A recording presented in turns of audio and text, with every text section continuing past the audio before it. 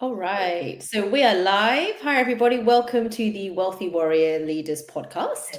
So I'm Dr. Vidya, and I'm here today with the amazing Lucy Dartford. Hello, Lucy. So she is founder and Hello, thanks for CEO having of We me. Are Lucy. And if you're happy to just share a little bit about yourself, and what we're basically going to be discussing today is motherhood, having a conversation around mindset, our movements that we're creating with our legacies as well, and just talking all about all the juiciness to do with that. So if you just take it away, Lucy, we're just introducing yourselves to our Of audience. course, thank you. Thanks for having me. So yes, I'm Lucy. I own a PR agency. We specialise in all things health, well-being, fitness, entrepreneurs, and beyond. I'm a single mother and currently living in West London, and balancing everything in the way that we do. Yeah. Perfect, lovely. And you've also recently started a a fitness journey as well. Not recently, I think I've seen from Facebook. It's been quite some time, but as in I've just been seeing the results, shall we say, of all Well, of your yeah. effort. So tell us about Apologies. I've probably been boring people senseless. Like, have another photo of me doing something fitness related. It's incredible. I love it. So yeah, tell me a little bit more about the fitness side of it, and maybe I think sort of the mindset healing, how that can help us as well as in our businesses as well. Yeah, it's a good one. So I really am an advocate for all things fitness, because I think for me, fitness, it didn't start as a journey to be a certain size or look a certain way. For me, it really was just about moving my body and sort of getting out of, I guess, a bit of a rut at the time. And so, if we scroll back several years when I was a new mum, and as we know, those slightly well, not even slightly, very overwhelming days of, having a newborn, my only newborn. And I thought, I have no idea what I'm doing. I was a solo mum, and I thought, I really am in need of some help here. And I thought, I don't know how to just manage or cope. And I remember taking Zuri, my daughter, to nursery at the time, and I was in the thick of it. The head was boo, and I Yes. just thought, how am I how am I managing my business, managing my head, managing everything? And it was at that moment that a fellow mum from the nursery came over, and I don't know, I still ask her to this day, can you try and reenact what I looked like for you to come over? Was it like a SOS call, like visually? And she came over, and she was like, hello. And I was like, yes. She said, just wanted to see how you were, and wondered if you would like to come and try my gym. There's a gym just around the corner here from the nursery. And I sort of looked a bit like a rabbit in the headlights, and she said, just come along, give it a go. And so I kind of sheepishly thought about it. Didn't have the courage. I felt really, after giving birth, I felt very much kind of stripped bare. I sort of lost my sense of identity. Everything had changed. There I was, managing so much as a completely solo parent, and I was just a bit like, oh, I didn't have the confidence. And I remember walking up to that door and several times turning around, because I was like, Anyway, on one of the occasions, I actually went in, and they sort of drew me in, and they completely, they just welcomed me with open arms. And I went in, and no lie, I followed the class quite sort of sheepishly. I couldn't do anything. I couldn't do a push-up. I couldn't do, I did a very small amounts of cardio. I was just really at my lowest ebb on so many levels. And they said, just keep coming back. And I tried, and I did, and I had my wobbles, and then I kept coming back. And so roll on several years, and that kept coming back has now led me to competing like a pro level. And that's great and very exciting. And I do sort of shout a lot about the transformation, not only physically, because the physical transformation came, but actually the main part of it that I really do kind of scream from the hilltops is the mental health part of it, and how transformative that is. And so for me now, fitness, movement, all that good stuff is a kind of, not, it's a non-negotiable. So it's a part of who I am, and it forms like the baseline for how I operate in the world, what I give to my family, my daughter, my parents, what I give to my friends, how I operate in business, the energy I put into things. And so it really, everything has just ramped up with this fitness routine in place. And I get it, you know, intense fitness that I do like this is not for everyone, but you know, when you find your thing, I think in life that gives you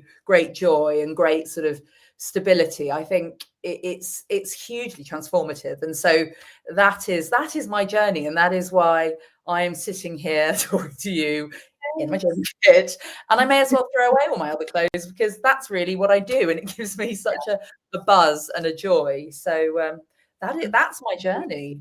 I love that. I love that. And you know, one of the key things I talk about, and thank you for sharing that, was so the movement I'm a founder of, or that I'm passionate about, is Wealthy Warrior Leaders. And for me, the biggest thing is it's there are so many different forms of wealth, and so health is wealth.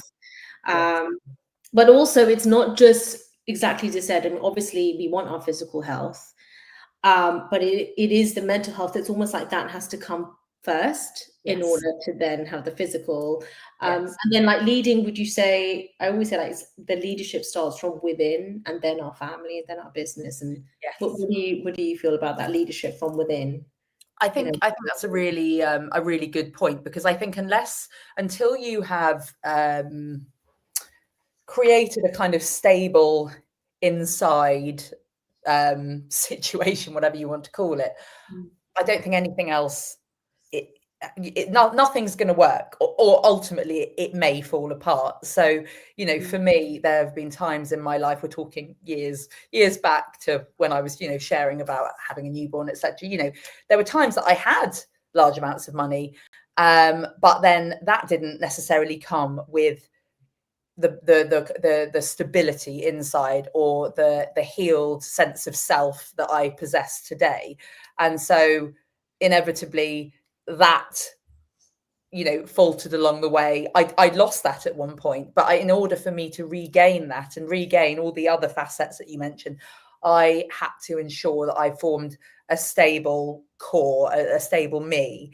And that took years of work on myself, and self-reflection, and looking at who I was. And you know, it's, people used to say to me, which used to make me want to scream, was, you know, it's not an overnight job.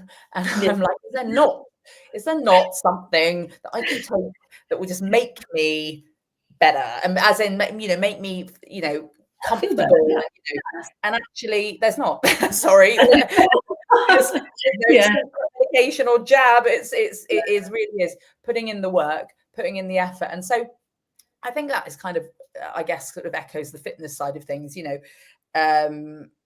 you chip away at it, and over time you obviously see results, I guess, on a physical level, but that's the same with the mental part as well. But you put the effort in, create that solid core, that solid base, and the leadership then comes naturally. You know, I think leadership is, I think I look at people that I aspire to, and if you want what they've got, you follow what they've done. I think that makes sense. So, and I'm always asking questions of people that inspire me. I say, how have you got there? You look rather happy, or you seem rather happy. And you know, their journey, I learn so much from, you know, fellow leaders, etc. And it's all pretty similar stuff. Everyone's kind of following a similar sort of path, and have similar kind of ideas, etc. Yeah, so that's my thoughts on leadership. Absolutely, thank you. And it's so integral, because I mean, I've also done that too, right? Kind of like, oh, is there like a you know, like a quick meditation I could do for like 30 days, you know, like the challenges, which I think help, but really it's like the kickstart of it. And actually, so for me, in my,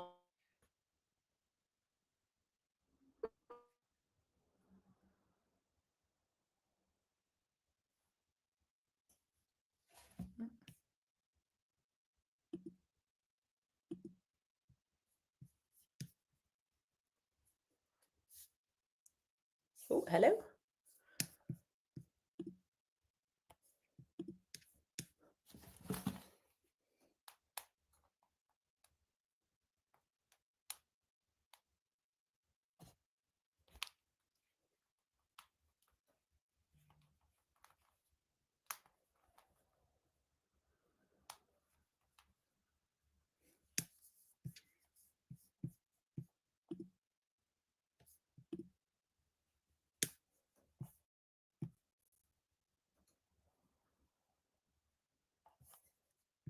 Hello.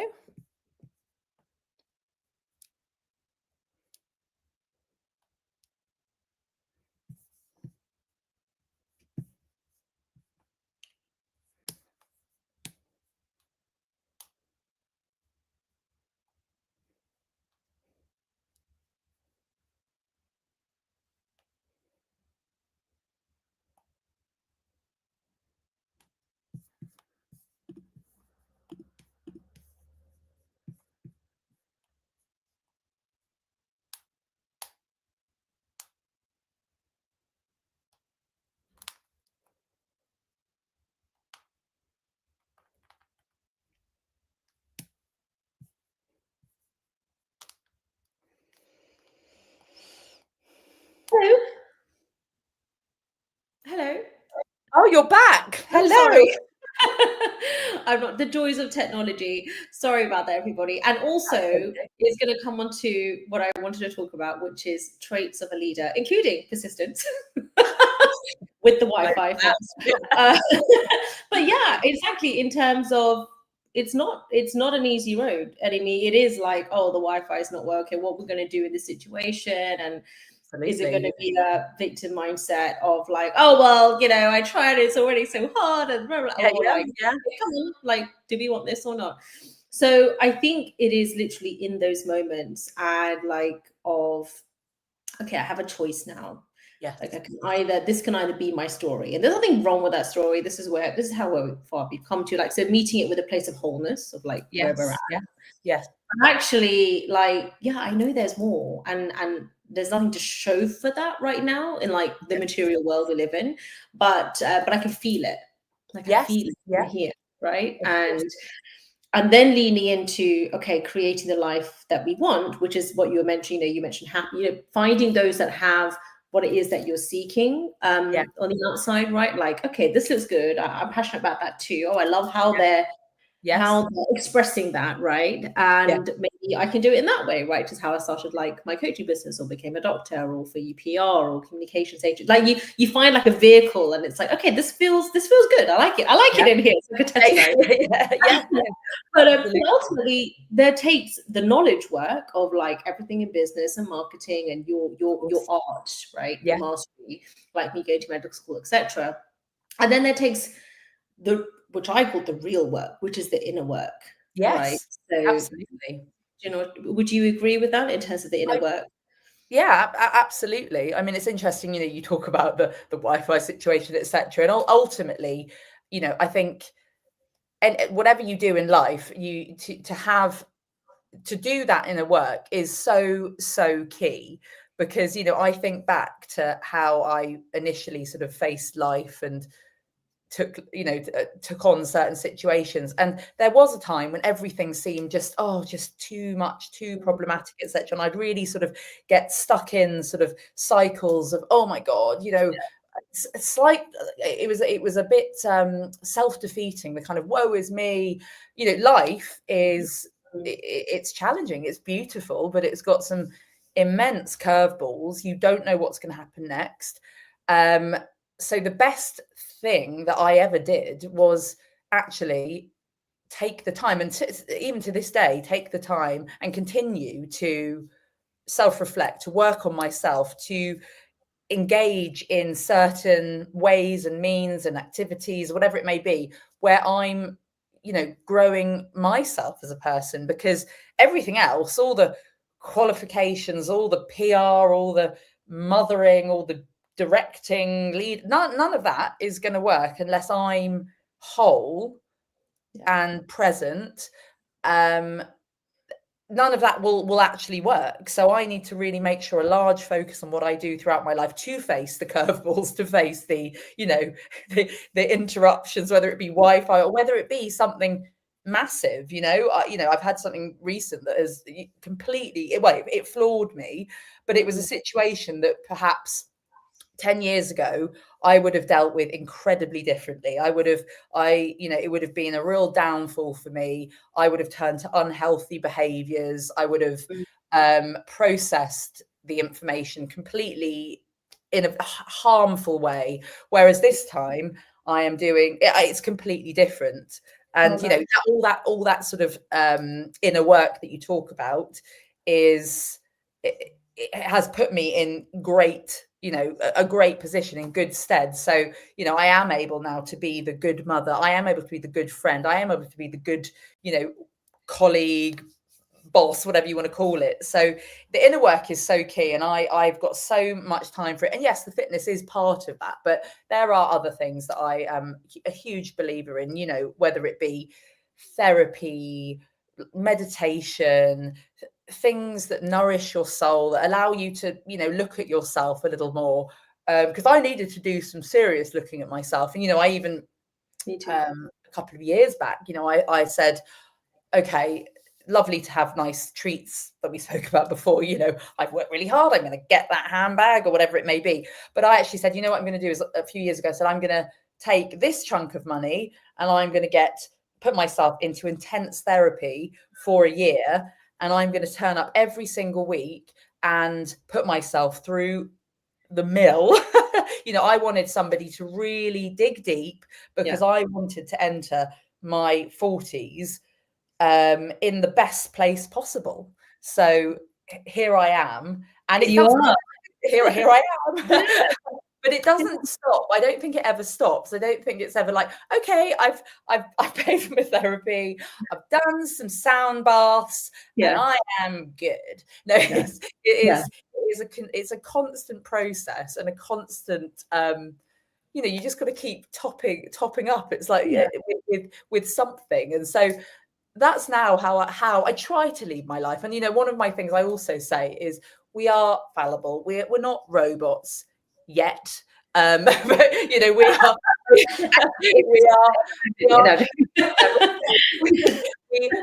we have feelings, we make mistakes, and so I'm gentle on myself with that. And I know when things are going a bit awry, and I think, okay, let's steer the ship back here, let's focus a bit more on here, get that core stability back to here. That's the inner work for me, I guess. Absolutely. I love that. You said it beautifully. And I love doing all forms of meditation, but I particularly love chakra healing and aura healing. Yes. So I feel like, for me, so it's a root chakra, right, which is the foundation of self. Okay. I was like, when I heard that, I thought, wow, that really fits. Yes. Because I think, especially as you're entering motherhood, right, you start to question things in a healthy way. You start to question things. You're forming your own values around your own stories and beliefs and habits and everything. And if you have a partner, then they come with theirs. So it's a great party. But on a serious note, it really is sort of like, wow, like it's, and then you've got this. Obviously, you've got a newborn to keep alive, and it really is just like, wow, it's incredible that, and I think the whole working mother, which I love doing it, but I recognize that there are many who don't get much time off, and maybe it's the work that they enjoy, and I just don't know how what that must feel like. But I really recognize that when I really thought about, this is my foundation of self, and that foundation is changing. So no wonder it feels so out of this world. And many call it, I think initially I felt it was a bit isolating. So with my first little one, they, everything was fine with the pregnancy, but for whatever reason, there was sepsis at birth. And thankfully we were both fine at the end. But there was a moment when he had just been born, and he whisked off to NICU, and obviously my husband, I was obviously go with him. I'm just I wasn't going anywhere. And I was in HDU, so I was HDU, but I was fine. I was conscious and everything. It was more just as antibiotics, and they watched me. I remember I was alone in this cubicle. And I remember, and obviously parents, everything were there, but they weren't allowed in yet because that's stabilizing patient. I remember feeling really sort of like, initially I could feel the why me, like Yes. what happened. And you could feel like it's the panic and it's, of course it is scary. And I remember just thinking, okay, Vidya, you've got a choice now. Okay, you talk about all this mindset.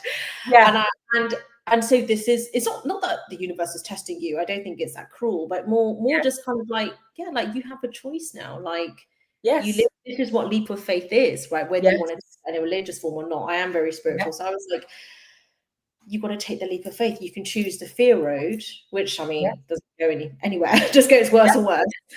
Or acknowledge how you feel. I am super anxious right now. But I'm going to choose this, and I have no idea, but it's got to be better than this. And I'm just going to choose to believe that that this is the best case scenario right now. Like, you know, it's could have been worse. And I remember, like, yes, I was doing my mantras and things, which is my way. And, you know, I guess you all grow up with something, and that was kind of my default, right? It also felt good because I guess that's part of mantras or affirmations is another way. It gives you kind of like it gives you something to do when your mind is anxious. It's like, I can repeat this over and over again. So that's one. But I do think it reaches like a certain frequency eventually. Of just peace. Like, you might not be happy with what's going on right now, but I can be calm. I can be at peace. And then I can actually think. Because it's so much noise. And thankfully everything at Vector was fine. I remember asking the midwife, like, what can I like do? Like, is there something I can do? And she was like, well, you could maybe take your like colostrum to the ward or like try to breastfeed. And I was like, that was all I heard. And literally I was like, what?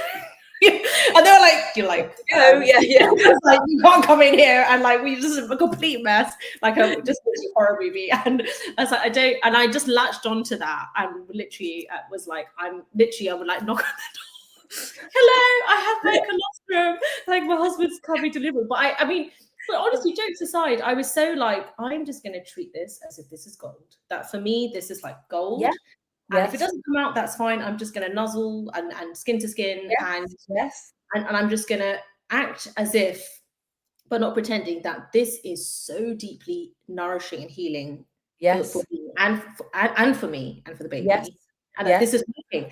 And you know what? And obviously I'm a doctor, right? So I had to ignore all the doctors who are like, oh, the CRP is 300 and we have nobody. And my husband was like, understandably, I understand you have to say all of the protocols and everything, but in my mind, I knew like they have to say this. It's like paracetamol, right? Like all the leaflet, like. But I was like, I'm just gonna tune out. I'm not gonna resist it. And I'm gonna focus on this. And I remember they said, we have no idea how, but his CRP, the inflammatory marks, that come right down. Amazing, And he had a lumbar puncture and all of this. And I remember saying to my husband, like, no, like, we are the energy. And he was like, this woman's gone. She's like, she's gone. But I was like, we are the energy. We are the energy. And he's looking to us for leadership. And we have to just get up, basically. We just have to like, you know, just be, you know, and feel how we feel, but we just have to just do this. And so, and so we did that. And I think it also pulls something within you that you were also a bit like, I really have no idea, but like, it's just what it is. Because like, what else am I supposed to do? I don't actually know. And they actually said, and even part of me was like, I actually don't know if he even needs some of that other stuff, but I was a bit scared to test it out. I was like, okay, let me just, you know, but everyone's talking go pink when we were just doing skin to skin. And it was kind of like, maybe in another lifetime, I would have just done that. But I was like, yeah, fine, take to NICU, do what you need to do. But I remember just being like, come on, baby, you can just breastfeed. We don't need this. And then he did, and we did it. And it was like 3 a.m. and I had this like NICU like milk tube, and I was like, oh my God, how are we gonna do this? And eventually, like, you know, we got it. And that for me was real, like, it was really hard. Like, I'm not going to deny the work. It's really, really hard. And it's almost easier, ironically, to do the victim mindset, even though you don't want it. Even though you don't want it. Of course. Like, oh, why? Because everyone comes like, yeah, you're right. It's so hard. And we're so sorry. And it's like, it kind of anchors you there. To this. You know what I mean? It's to be like, no, it's all fine. And you sound a bit kooky, but I'm like, it's fine. I'm happy being delusional. And actually, it work in the end. So have you ever felt like that or had moments like that where you'd be like, I'm just going to go all out with this, and then eventually you saw the results, but you had Of to course. stay there for a bit? Totally. And it happened, it's happened, well, all through these past few years, particularly as a mother. It's so interesting how you said about, you maintained some form of positive mindset, that sort of leader in you came out to change the scenario, and inevitably it completely changed it. And look what happened. And so I am a big believer in that. There's certain situations that I've been in, and I can see how Zuri, my little girl, will feed off my energy, and she's done that since little tiny. So she's been my shadow. But I know that if something is happening, I have to maintain that sort of leadership role. Yes, sometimes I wobble, and I have to steer the ship back this way, but I have to manage certain situations accordingly and can't just crumble. Whereas back in the day, I loved a good crumble. I would be like, okay, it's over. I'm now gonna fall apart, and I'm gonna make this really massive. There's going to be a crescendo in the lead up. It was big, and it was the end. But now things happen, and it's just about how you deal with those things. And yes, I can be feeling some days hugely anxious or sad or whatever the feeling is, but it's okay to know that that's a valid feeling. Yes. Just because we've done inner work doesn't mean that, hang on, I've become a robot. I don't feel anything. I feel everything, probably louder now than before. Yes. But it's how to manage those feelings. And part of my journey was, unfortunately, back in the day, I had a feeling, didn't want to feel that feeling, or didn't want to feel that situation or deal with that situation. So burying my head in the sand and changing that with a more toxic way of dealing with it was what I did. So that would be bad behaviors. That's where alcohol might come in, or other means to kind of change it, just to make quick. I need a quick fix. And again, there's no such thing as a quick fix. It's work, unfortunately, in life. And so now, because my daughter is with me, as she always has been all the time, it's now feeling whatever that feeling may be. A recent situation, really horrific situation I went through. It was I had an option of, saying, right, well, this is so horrific, I just feel like I'm just going to crumble now, and I want to spend days, weeks in bed, and actually that's what my mind was telling me. But actually it was just sitting there saying, no, this will be okay. You know what you have in place to deal with this, and you will guide and you will lead your daughter to a place of stability and comfort, and we will do that together. It's not that, if I fall apart, she will fall apart. So it's not just about you anymore, Lucy. It's about other people. You inspire, don't run away. So I've learned now that, when I have those moments, just like you in the hospital there, it's about dealing with it, calmly, and doing the right things. Sometimes it really is about just stopping and experiencing stillness. Like, nothing is going to happen. I'm just going to sit here and just have silence for a few moments, process what's going on, and then form a plan of action that allows self-care, allows positivity, allows, comfort, and all the good things. And that's a very different way to how I would have dealt with things like your hospital situation, etc., etc. Absolutely. Oh, well, thank you so much for sharing that. And it's, I think that's the key. It's those wobble moments. I mean, we say wobble moments, but obviously in the moment it feels a lot more than a wobble. It really does feel like your either your world is ending, or part of your world, or sort of like sometimes it's part of your identity, right? It's a part of your identity that you kind of almost don't identify with anymore, but it feels like home. Yes. Sort of like, I know this is not sort of what I want to do anymore, but what do I do? And like you said, there is that gap, like that knowing that my mentor Bob Proctor used to always say, says that knowing, doing, get. Like we all know what to do, right? It's like an exercise. We all know what to do, but it's the doing, and it's that gap, and it doesn't have to be a big gap. But sometimes you have to stop and sit, and like you said, guiding yourself through that, but with compassion, not sort of like, oh, you're a bad person if you do this and do that. And it's sort of like, well, you know, it's you know, there are those options if you want to do that, but actually there are these other options, and it's not familiar, but we can make it familiar. Let's just start with this small little step, you know, and then it will become bigger, and then we teach that, you know, to my kids as well. I often say to my kids, you know, when I'm like, you know, like last year we did exams to get into their school they're in now, their prep school. So we did it's called the 6+ and the 7+. So so it sounded like a great idea at the time when they were rolling into the school, like, yes, let's do lots of exams. You know,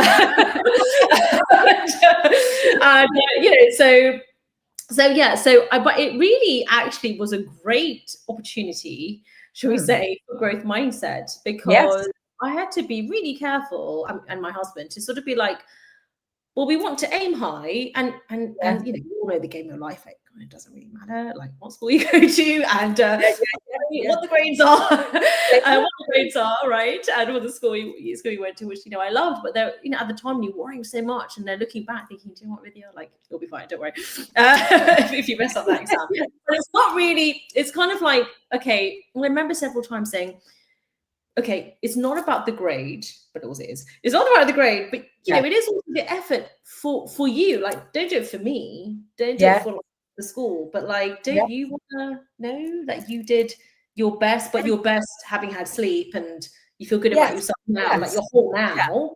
But you can take that version of you who understands this topic to this school and have that experience there as well. It's not like it will be the same in any school. But to be honest, I had to, although it sounds like a very simple concept, in order to then explain it to a child who obviously give you like a viva on you know, whatever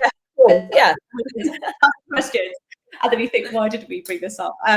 But yeah, you have to really, it's good because it forces you to really understand, and you can't just say some throwaway phrase of like, oh, it'll all be fine. What do you mean by how do you know it'll be fine? But, you know, did you know? But and just so like, oh, I don't know. And then leading into faith, not just from a religious point of view, but faith in you, but in your chosen strategy. Like, there's 5% strategy, 95% mindset in the end, but you have to pick something. Be consistent and show up, and like, all right, we'll follow through with that, you know.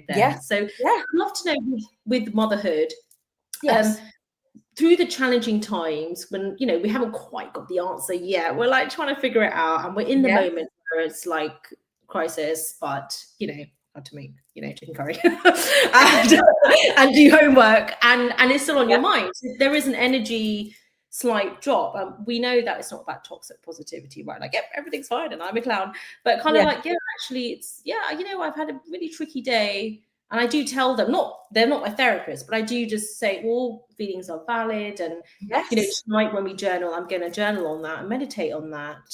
I mean, I'd love to know what are your thoughts on that? What do you do with Zuri during those challenging times? It's a very good question, because I think right now, I mean, I'd say this, you've caught me at a prime moment, because we are experiencing, I think, probably one of the biggest things for a child to go through. She's experiencing grief, aged 7, and, you know, we're working our way through it. Unfortunately, her father died over the summer, and that was, you know, a huge earth-shattering, shaking experience for her and me. I wasn't with him, but it was an experience that really put all the kind of parenting and, you know, spirituality and everything really into test, basically. And so, you know, each day for myself and Zuri has, you know, it's been a sort of complex form of processing the grief on numerous levels, but my sort of goal is to help Zuri through that. And I think a lot of what we do and have done, and more it develops each day, is, like you say, keep those conversations open. Because I think if we look at sort of generations past, there was a sense, I think, potentially back in our day when we were younger, it was, stiff upper lip, let's just get on with it, you're fine, smile, and the world smiles with you, and everything's going to be. And I think that's kind of, that's just how it was. And then continue that's, everyone, the idea of being a bit raw and being like, I'm feeling really mentally unstable today. It might have been really frowned upon, like in our parents' day. Oh, Do you know what I mean? absolutely. That wasn't how we dealt with things. And crying, it was like, oh my God, that's worrying. But actually, this is so natural. And when I see Zuri cry, I'm there and say, listen, come to me. Let's hug. Let's talk about it. And we talk about it. And it's interesting because even to this day, there's an element that I hear from her saying to me, oh, it means I'm weak if I cry. And I'm so curious. I'm like, where's that come from? And it's that, again, must be something that's been, I don't know, passed through stories or whatever it may be. But I think this is completely natural. And, guess what, Zuri? Today I cried, and that's okay. And I think it's about being really open and really honest. And I even say to her, some nights before bedtime, yes, I'm your mum, I'm your parent, your only parent right now, but I am not perfect. I was like, and we talk about, how I talk about my day, how I could have dealt with things differently. And I guess what I did today, I got something really wrong, and this is what happened, and we might have a laugh about it. And then she's like, oh dear. And then she shares about her day. And I think having that honest conversation, and almost sort of positioning myself, yes, I am the parent and I'm there to in some way, lead, maybe inspire, that sort of vibe. But I do not believe that I'm here to be like rule by the and say this is how you're going to do this and this is what we do here. And I guess I treat Zuri more like a little friend, obviously a friend with boundaries, human, and I give her some sort of blueprint for how to do life, but also how I got it terribly wrong. But within that, part of the journey and part of our growth and development is, talking about situations and difficult things, because I think where perhaps I went wrong, and I think about, my very rebellious and, slightly unhinged years when I was younger, a lot of it was me actually not talking about this stuff, not talking about my fears or my concerns or issues or situations that occurred. I didn't ever express that to anyone, and I'm not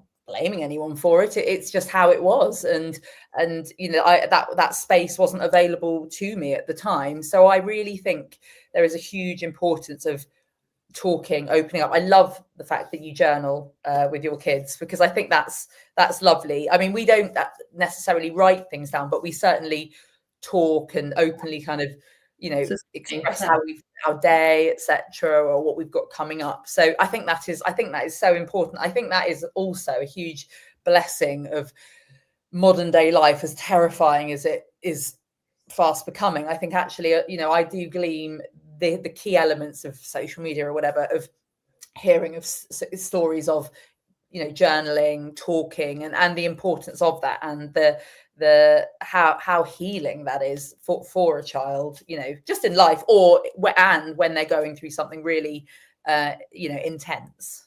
Yes, absolutely. Thank you for sharing that. Yeah, we obviously it doesn't always end up a journal session as I picture it, like what's enough calligraphy. One of those will just be like, no, I just want to read this little Mr. Men book, and I journal, then it will just be like circles just to try and fill up the journal book to get like another journal. So it's not really how it works. But I think for me, just like with the study habits for the exam, it was more than the exam and the school. It was like, okay, do you know what? Even in our work, right? Like we have to take time to hone our craft. Like I need to learn. Yeah. Like I love to get this out there all to the world. Well, to do that, I had to learn how to start a podcast and how to invite people and set up the Wi-Fi and all of that, or how to create my programs, how to create daily sales in my membership, or how to create multi-six-figure business. And it's not just the money and the income, it's the impact, but we also have a family, and I would like to serve in this way, but with my faith, my family, my fitness first. So like it takes time to sit and learn and have the discipline. And And so that, I think, was the key focus for them of like, well, if we learn nothing else, let's focus on just got to learn to sit down sometimes for like 20, 30 minutes, which is not easy for a child. Yeah. Just sit Yes. there and just put the work in. And actually, it's harder when you don't quite get the result you thought you were going to get, or deserve. Yes. Kind of what success is like, right? And Yes. same with the journaling, it may not be this light bulb moment. It's just sort of like, a journal, you do my meditation. Yes. There's no eureka moments. But actually, it's like, for me, it's actually Stephen Covey. I don't know if you read that book, 7 Habits of Highly Effective Families. It's a great book. And it's very much emotional account with yourself and also with your family. It's like an emotional bank account. So every time, so when we're putting in all these deposits now on like a boring day, which is nice. I mean, it's grateful to have a boring day compared to those hectic days, right? Yes, I know those. Yeah. There is, you're like, it's okay. I'm quite happy just having a relaxed day. But when there is a curveball, I mean, we're really making withdrawals, aren't we? Kind of maybe not on top of it that much with our fitness, etc. But it's okay if it's like a day or two. Yes. Because we've got so much deposit that we're like, it's okay. And equally, you can still go ahead if you do it, if you want to. It's not like, but it doesn't have to be this hustle and grind. I don't care how I feel, I'm going to do it. Because that is another narrative around success, which I think is really unhealthy. Yeah. But I think sometimes this road can feel, I wouldn't say it's slower. I mean, I'm Aries, very, but yeah, it can feel a little bit like I just want to get there, but actually it has to be done in a sustainable way. And like, okay, only 20 minutes, and now that's enough. Yes. And now we go play football, and we need to have a bath, and we need to get to bed, and like the consistency of that, not just this in one day. So actually, that can, and that side of things as well. So that I think is key. And I'd love to know, how do you bring all of that, like the healing and the motherhood and all of that learning, like then into your business and your movement? And I mean, I think that's a good question. I think it's sort of started from me, and so getting myself balanced and in a place where I can give that out to clients, Zuri, etc. I think that's where it started. I think bringing and I think once I've had those sort of fundamental baselines kind of in place, they just naturally come into all avenues of life. It not just work, not just, it goes further than this into relationships, friendships, like each situation I have in life, I apply these kind of this blueprint, I guess, for living that I've kind of created, where just how I deal with certain situations, everything from like my sense of boundaries through to how, like I just said, like how I would deal with a certain situation, and those principles come into my business. And so a prime example being, today, for example, I had a call, and one of my longest standing clients said she'd basically sold her business. We're basically best friends. She was one of my first clients, so we're talking years and years ago. And through PR, her business has transformed. It was a huge success story. Anyway, she said the company that she sold it to are basically going to be, they're rejigging the team, and so she has no say in any of like the team, and they want to now bring in kind of AI and other people to manage the PR internally, which means I will be culled, not because of my work, but because that's the bigger umbrella want to explore new, methods. And not only was I like, oh my God, I'm scared for the future. That's my head went, I'm scared for the future. Oh my God. But, that was to me this morning, that was a huge sort of sense of loss. And my God, she was a huge account that I worked on for 20 plus years. And people are like, wow, that was your bread and butter that created your PR agency, and that's gone. But as you can see, I'm sitting here and I'm not like, I'm going to have to cancel the podcast. I'm going to have to, do you know what I mean? I'm not doing that, because I've implemented a strategy whereby, I sat there just before, coming online to you, and I said to myself, well, what's the worst that can happen? And like, it will be okay. There will be another client. It's like, these are life's revolving doors. It's nothing to do with you. You know, it sounds slightly mad, but I could almost have a conversation with myself and be like, yes, all the time. that little negative voice that's like, well, it's obviously down to you because you're crap and blah, blah, blah. And then I'm like, no, it's actually nothing to do with that. It's just unfortunate circumstances. It's one of those life curveballs. And this is your time where you can make this affect your whole day, your week, and then it can feed into your family life and feed into everything. And you can be really like sad about it. Or you can go, okay, cool. Let's take some action. What are we going to do? Let's find a new client. Or do I even need a new client? Probably not. And it's changing that mindset. And so that's, you know, being okay in just churns out into the business out. And I think when you've got that, again, I'm sounding like I've got some sort of, I've really nailed it. I'm not. Some days I am like, woo, but I think if, you know, 80% of the time, if you've got some sense of stability, you will attract that into your life. And that goes wider than just business and other things, you know, relationships, partners, dating, whatever it may be. What you're giving out, the healing that you're giving out is what you're going to attract back. And I can wholeheartedly say, you know, at my broken moments, if we go back to when the wonderful mum said, would you like to come to the gym all those years ago? You know, at that point, I was attracting, you know, toxic, broken people. And I would absorb those people into my life. And that would be, and I couldn't see the difference. And it was a horrible time. And I think that was just because I had no sort of way of differentiating those that were working on themselves or self-reflecting or healing or whatever you want to call it.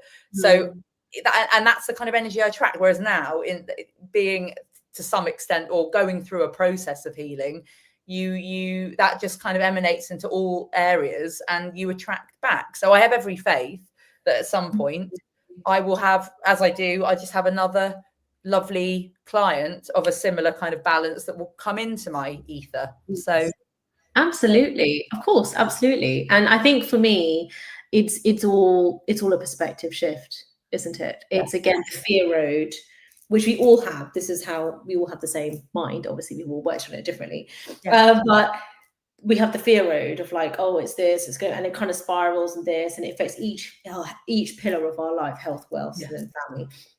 And then we have the faith road, which is, well, I'm just going to stay in faith and actually looking for the good. So yes, you know, I love that client and I love working with them. I loved our work together, but this is an evolution process. And so I'm evolving, and actually it was time for me to let go of them too.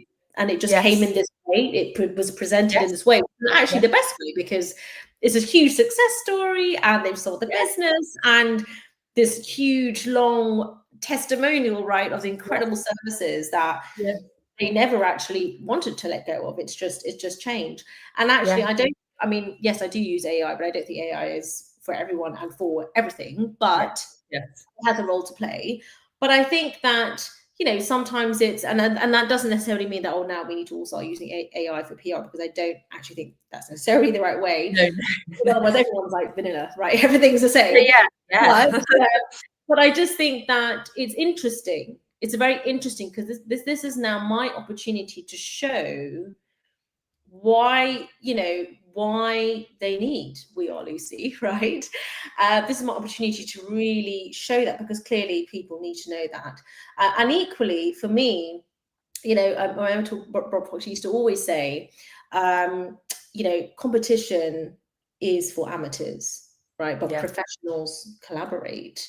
So when I'm saying, it's not like I'm better, but the reason they need, you know, We Are Lucy and now is for these reasons, you know, and actually just a huge wait list and kind of selecting. So on that note, I would like to thank you and also end with you also sharing about your incredible services, because I have lots of course, because we have lots of people who watch this podcast or live or wherever they're watching, who are leaders, who are either ministers or pastors, doctors, working in health and wellness, which I know that you're very passionate about, and beauty. and just really transforming lives with their own methodology, their own service, whatever that is. And for me, so I call it the Legacy Leaders Circle. That's my membership, where we do healing, earning with our business, and also leadership, right? Everything we talked about, but we do it on a daily basis. So please, the floor is yours to please share about your services, how people can reach you, because I know that there are hundreds listening who would love to work with you. Amazing. Well, thank you. I mean, I guess the best way, I think, would be my website. So we are lucy.co.uk. You can see on our Instagram page examples of what we do. I mean, I am very much at the coalface of everything that we do. So I'm not sitting in a white ivory tower bossing people about. I am actually the person that will also be getting the coverage, pulling together the campaigns. I absolutely love it to see brands go is amazing. So that's kind of what we do. We're a little boutique outfit. I've never wanted to be a massive agency. I used to be much bigger, but actually decided that the smaller, really close kind of relationship we hold with our clients works really well. So we're able to, nail some pretty exciting PR campaigns. And like you say, I work with all sorts, from health, well-being, fitness, beauty, just entrepreneurs in general. I've looked after some very famous entrepreneurs that just want to raise their profile, and we will do all sorts, whether it be events, launches, get clients on TV. We've got clients' TV shows, magazine coverage, newspaper, online, you name it. We basically just love shouting about our clients and getting them, as much awareness as possible. And in turn, that then boosts whatever they're hoping to do, whether it be return of investment, bums on seats, just knowledge, whatever it may be, we get them out there. Perfect. That's my elevator. So I don't know if that made sense. Absolutely. There we are. Yeah, I love that. We need that. And I think, that's, also something that people need, whereby I have lots of clients who have incredible certifications in healing, and they've done all the inner work and they want to share this with the world, like our conversation extended. But, then they're sort of learning like the sales and the marketing, and there's this like visibility piece there of like, why do you not want to get it? Why do you not? If you don't want to scream about yourself, what? So there is that for you. Yeah, for you. Get Lucy to do it for you. And then you can come to Legacy Leaders Circle for the healing. Yes, the marketing, but also and doing that as well.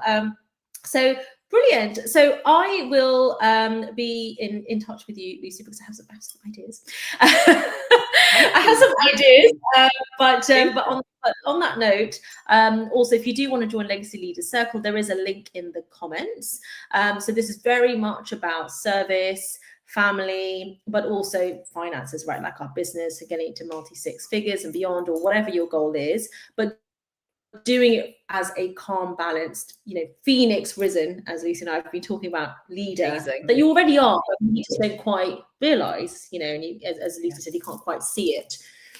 So it's really important that clarity and courage. So do comment below any questions you might have. We have Lucy. I hope I've done that right, Lucy. We are lucy.co.uk. Is that correct? Yes, correct. Absolutely. There. And then the link to join my membership below as well. It's only $37 per month. And we will catch you next week. We have our workshop, which is all on healing, earning, and leading. So it's called Transform. So come and join us there. It's completely free in my Facebook group, Wealthy Warrior Leaders. And I just want to say thank you so much, Lucy. Thank you for your time. Thank you so much. Thanks for having me. Thank you. So I'm going to just end the show there.